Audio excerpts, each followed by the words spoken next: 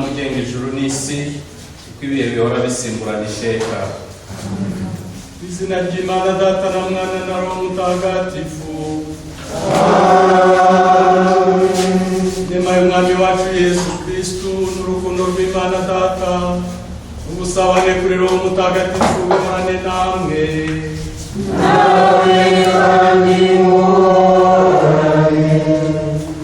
Bravo. Yesu Kristo akuzwe.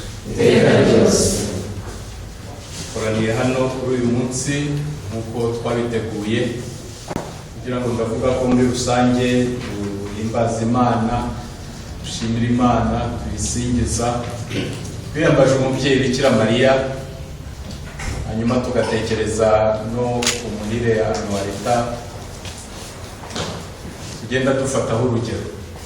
Ubuzima bwe bwamuranze nk'uwihaye Imana, hanyuma kandi akicwa azize gukomera ku busugi bwe.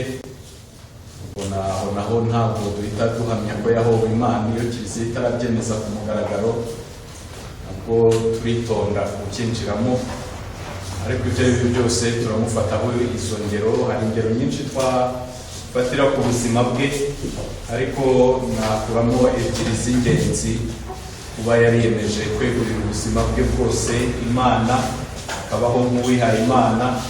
Wenda twese ntitwakwiha Imana ngo bikunde, ariko hari uko twakwiha Imana, twakwiyegurira Imana mu buzima turimo butandukanye. Abubatse, abashaka kuzubaka, abakiri hagati aho batarafata icyemezo cy'ubuzima, uko tubayeho uko ariko kose hari uburyo dushobora kwiyegurira Imana. Icyo rero turakimwigiraho, kandi ubundi ni nawo muhamagaro wacu twese kugira ngo tube abatagatifu, nuko tuba tweguriye imibereho yacu yose Nyagasani. Hanyuma kandi imbere y'ibidukurura ngo duhakane Imana, twegukire isi, tuyiyegurire, tugakomeza gutsimbarara kuri twa kwiyegurira Imana kwacu, niyo twabizira kikaba igikorwa cy'ubutwari cya Gikristo, igikorwa cy'urukundo benshi batageraho, ndetse no mu buzima busanzwe gikunda kutugora, kuko ibyo dusabwa kwigomwa byose byinjira muri ubwo guhorwa Imana. Tumwigireho rero ibyo bintu bibiri by'ingenzi, hanyuma twambaze Imana natwe duhe kuba abakristu beza no kuba intangarugero mu bukristu, duhore tuyikomeyeho, tuyibera abahamya mu buzima bwacu bwa buri munsi. Amasomo matagatifu turi buzirikane uyu munsi nayo uyu munsi n'ubundi niyo ya nyuma y'umwaka wa liturujia B turimo gusoza.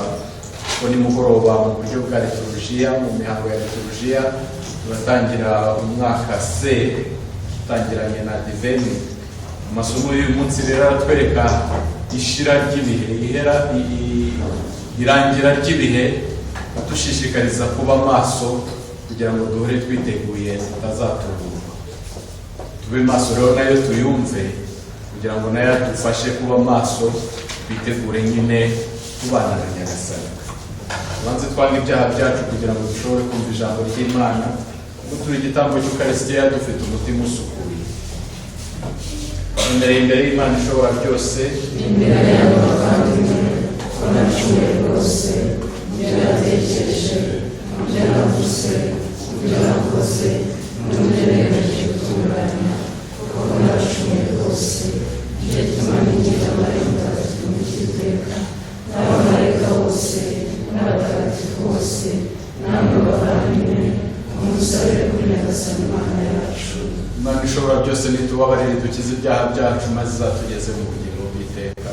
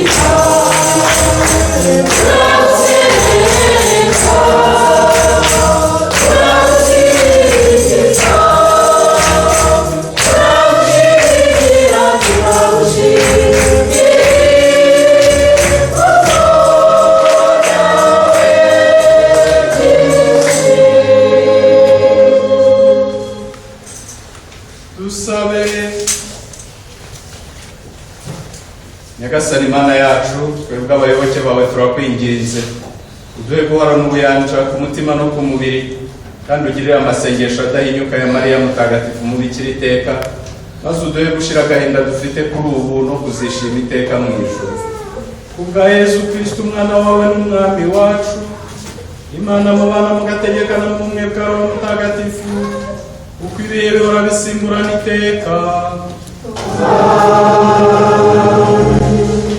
Isomo ryo mu gitabo cy'ibyahishuriwe Yohani intumwa.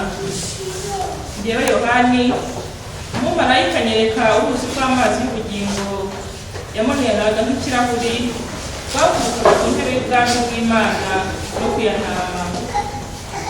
Rwagati mu kibuga cy'umurwa hagati y'amashami abiri y'uruzi hari igiti cy'ubugingo kikagira imisaruro 12 buri kwezi kikera imbuto kandi amababi yacyo agakiza amahanga. Umuvumo ntuzongera kubaho ukundi. Intebe y'ubwami bw'Imana muzahora murongorwa n'abagaragu bayo bayisenge, bazahora barangamira uruhanga rwayo n'izina ryayo rigire ku gahanga kabo. Nta joro rizongera kubaho ukundi, kandi nta n'uzakenera urumuri rw'ifumba cyangwa urw'izuba, kuko Nyagasani Imana azasakaza umuriro kuri bo, maze bakazimya ingoma uko ibihe bizahora bisigurana iteka. Hanyuma arambwira ati, aya magambo ni imvaho kandi yakwiriye kwizerwa, kuko Nyagasani Imana yabwirije abahanuzi yohereje umumarayika wayo kugira ngo yereke abagaragu be ibigomba kuzaba bidatinze.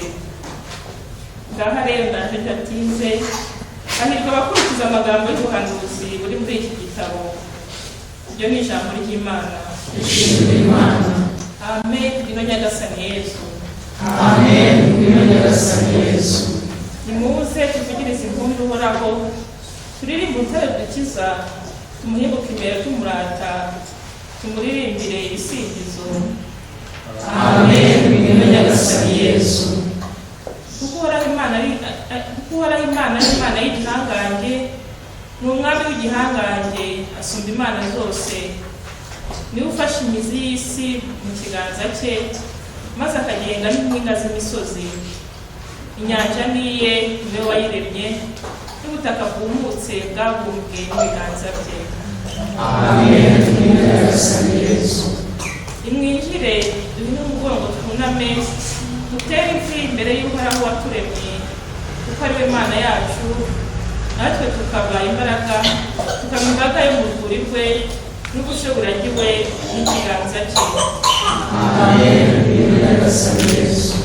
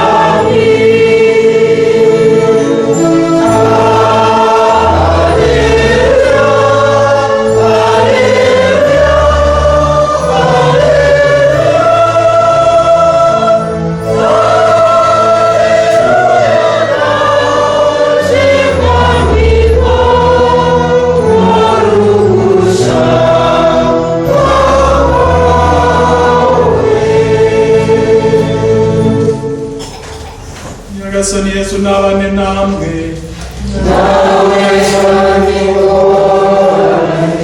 Amagambo yo mu Ivanjiri ntagatifu uko yanditswe na Luka.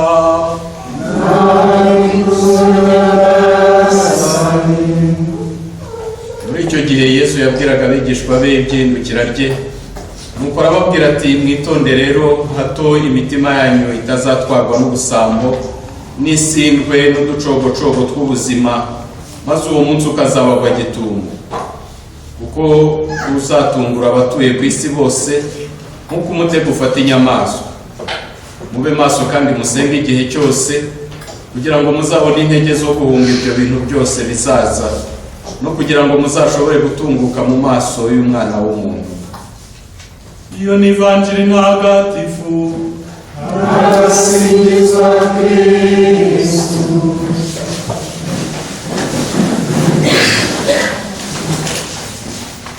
Yesu Kristo akuzwe.